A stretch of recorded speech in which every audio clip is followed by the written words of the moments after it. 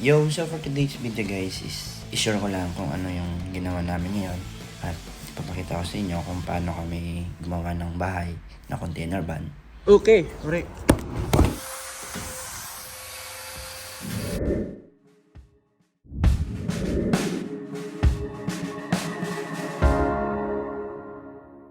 Ito guys yung ginawa namin.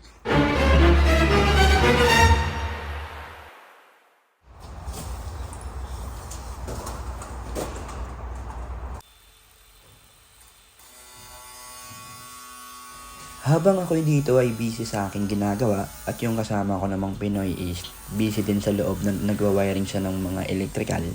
At yung kasama ko palang Indonesian guys is pumunta sa kanilang Moscow.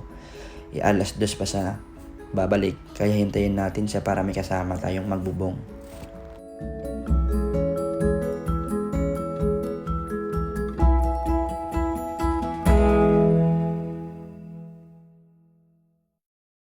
Pagkatapos kong butasan yung para sa crane, bubutasan din natin sa kabila is para mapasok natin yung metal na nililifting ng crane. Yung sukat dapat guys is tamang-tama lamang ito kasi pag nagkamali tayo is wala na tayong pampalit na bubong dahil nga is insakto lamang ito kasi pag nagkamali tayo dito is mapapagalitan tayo ng ating boss. Kaya kailangan natin specific at tama yung sukat ng ating gagawin.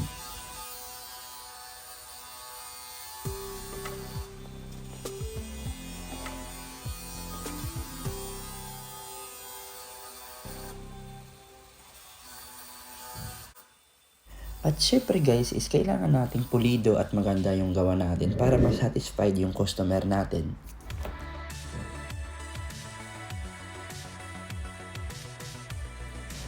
At yung haba pala guys ng aming bubong is nasa 350 meters. Tapos yung sa labas pala is yung lahat na sa labas, yung harap, gilid at sa likod is nasa 25 meters lamang ito sa guys.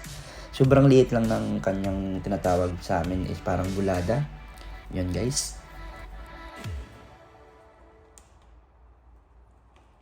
So pagkatapos kong butasan dito guys is kailangan nating buhatin at saka angat para doon na tayo mag-aabang sa taas. Tapos yung sa bababa is bubuhatin niya para hahatakan natin pataas.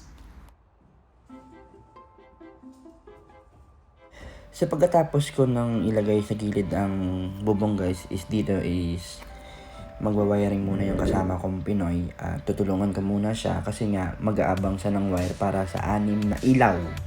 Hindi naman pwedeng magwa-wire siya na may bubong na. At syempre hinihintay natin yung kasama nating Indonesian kasi nga ang sabi ng aming boss pagkatapos namin mag-wiring dito is kailangan namin mag-gypsum board sa loob kasi yung titira ng bubong dito is yung kasama naming Indonesian. I-install muna natin yung isang panel guys para pagdating ng Indonesian namin kasama is hindi na siya mahirapan at nakaabang na yung isang panel. At syempre i-install na lang yan sa taas kasi nga parang pasol-pasol lang naman yung bubong na yan. At ito nga yung kasama kong Pinoy is binuhat niya at hinata ko naman pataas. At syempre kailangan niya akong alalayan sa gilid at nandito ako sa taas. Kasi nga sobrang hirap yan guys, parang tumatalon-talon ako dyan kasi nga panel lang yung parang kisamin yan. Pero matibay yan guys kasi nga may styrofoam sa gitna. Pero pag naapakan man baka bumulusok tayo sa baba.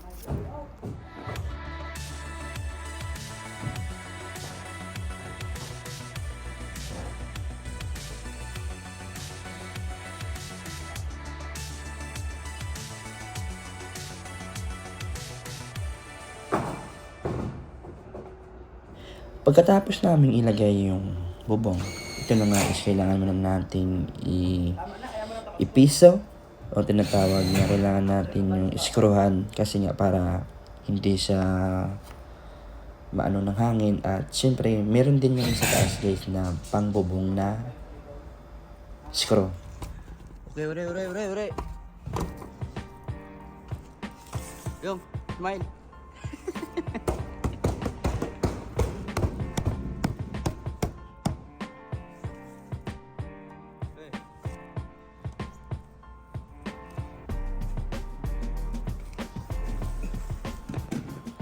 Ito, okay? Tolya. Okay?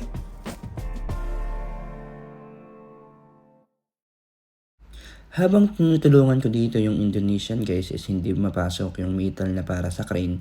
At ito nga guys, meron siyang dalang gunting. Kaya nakita nyo yan guys, yung may butas guys. Diyan nilalagay yung panglifting para sa crane.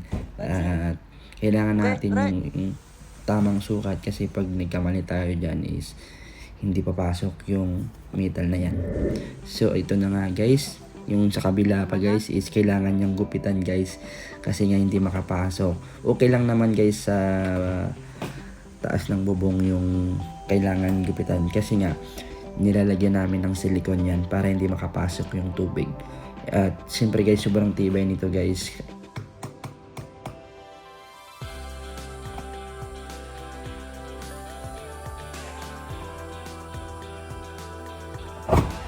Isa?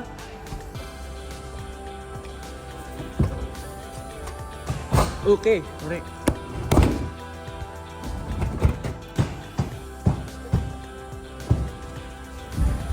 Okay. This one. Oh, Maja. Okay? Pagkatapos kong tulungan yung aking kasamang Indonesian guys, nandito na naman ako sa loob guys.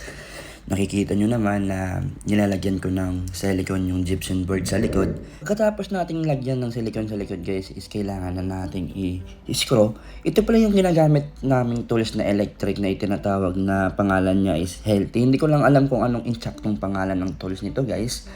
Pero ito yung ginagamit namin para dumikit sa panel.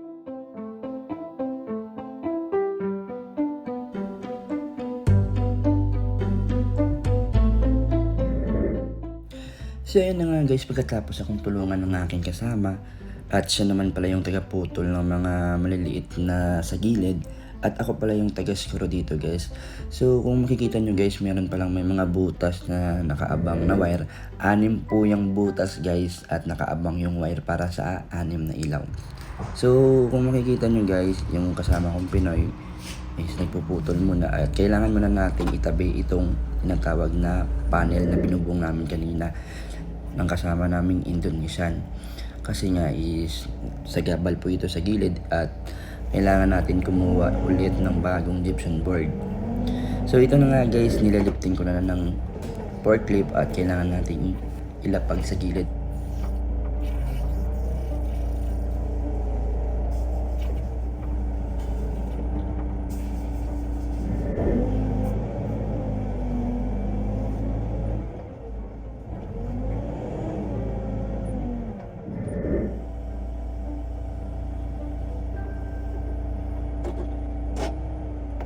Guys, yung ginawa namin ngayon.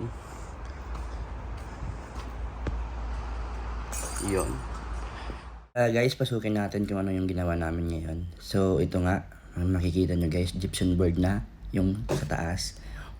Kulang na lang sa gilid guys, yung sa mga baba. Kita nyo naman. Kailangan muna nating magpahangin kasi is 5 na. Bukas naman natin yung titirahin yung iba para tapusin guys. So makikita nyo nagpapahangin ako kasi maraming alikabit yun guys. Ito na guys yung ginawa namin ngayon. Nagbubuong kami at saka gypsum board. Yun pala yung kulay na pinintura ng kasama ko Indonesian. So yun nga, pahinga na muna tayo guys kasi alas 5 na. Kaya magluluto pa tayo ng ating hapunan.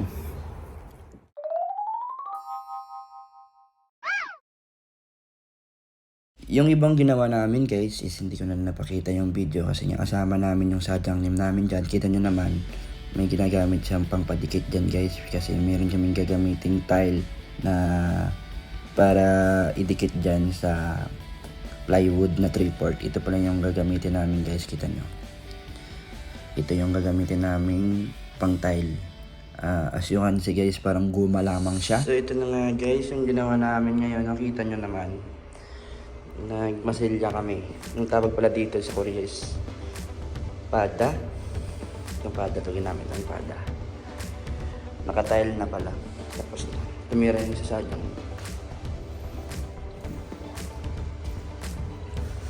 Yun. Ito nyo guys. Kulang na lang pintura sa loob. yung sliding window. As you can see guys is nililihan ng kasama ko ditong Indonesian at saka Pinoy. At pagkatapos naming tirahin lahat yan guys, at ito na nga guys, pinapahanginin ko na yung loob at para ilabas yung nilihan naming mga masilya. So ito guys, makikita nyo yung itsura ko, grabe naman yan. Sobrang ang sipag ata naman yan. At ipapakita ko sa inyo guys yung finished product namin na ginawa bahay. So tara, tignan natin. Yon. Sobrang ganda guys at anim pala yung ilaw guys. So kung makikita nyo guys, nakapintura na. Meron na siyang mga switch at ito pala yung labas ng aming container na ginawa guys. Sobrang lupit nito guys. So kung makikita nyo sa loob, yellow yung ilaw pero pagpasok mo is puti guys kasi yung pintura is puti.